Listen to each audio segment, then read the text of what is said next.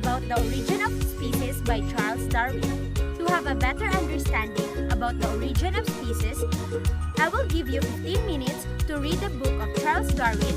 After it, highlights the important information and write it in your notebook so that you can use it during our discussion. Okay, now, start reading. Okay, Mom. Okay, ma'am.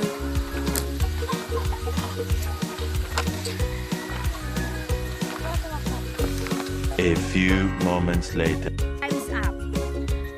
After reading, what do you think is the evolution of man? The evolution of man that is imposed by Charles Darwin is all about the origins of human species. That's correct, Reynalyn. According to the book of Charles Darwin, evolution happens by natural selection. Individual species shows variation in the physical appearance and characteristics as time goes by. Any other idea? The origin of species, Darwin's book also describes how organisms evolve over time through the inheritance of physical or behavioral traits. Excellent, Leia.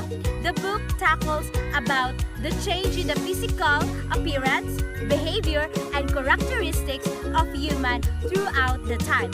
It is also influenced by the different environment that he lives on. Is it odd, Mom, to continue studying and learning those lessons when it is still needed to be proven? Why don't we focus more on building our individual characteristics and abilities, such as drawing, rather than relying on the theory? It is very essential to study the evolution of man. It is because it is based on the curriculum, as well as it is also taught throughout the years. And also, there are different published books and articles about the origin of species by Charles Darwin. Yes, ma'am. However, it is more better to focus on developing our skills. It is more fun than just following the theory. Okay, student, let me ask you this question. Have you really read the book? Did you really understand the content of the book? Yes, Yes, Mom. ma'am. That's good if you have read the book and understand the content of it. Let us strive hard to have a deeper understanding about the topic and also the content of the book that we are reading. Because according to Plato, books give soul to the universe, wings to the mind, flight to the imagination, and life to everything. And it is very important for us to have that knowledge from the book that will be instilled in our mind, so that you can have a very good perception about your skills and abilities that you have acquired today, especially that you want to specialize in drawing or something fun using your ability. It is very important to know the origin of your abilities. And studying the origin of species by Charles Darwin, it will help us to gain knowledge on how we acquire those skills and abilities. And we also need to have a deeper understanding on how these characteristics and abilities are developed through. Yes, Mom, but it could be more exciting if we will focus on owning and developing our present skills and abilities.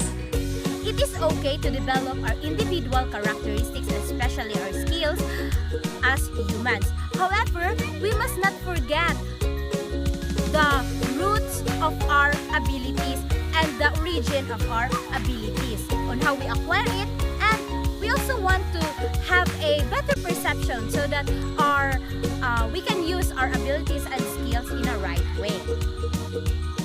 If you want to focus more or you want to specialize on your skills and abilities, it is very important to know the origin of your skills, and knowing it means reading a lot of things, a lot of books or a lot of articles about it, so that you can have the knowledge and ideas on how to improve it and on how it originates.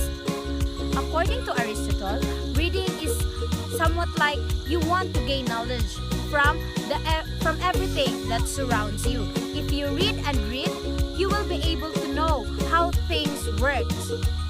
And developing your skills or specializing your skills would be means you want to learn something. I think that sums up our discussion for today. I hope you have learned something from our discussion, and thank you for listening, and have a great day, everyone. Goodbye, Mom. Ma'am. Thank you, Mom, and have a great day too.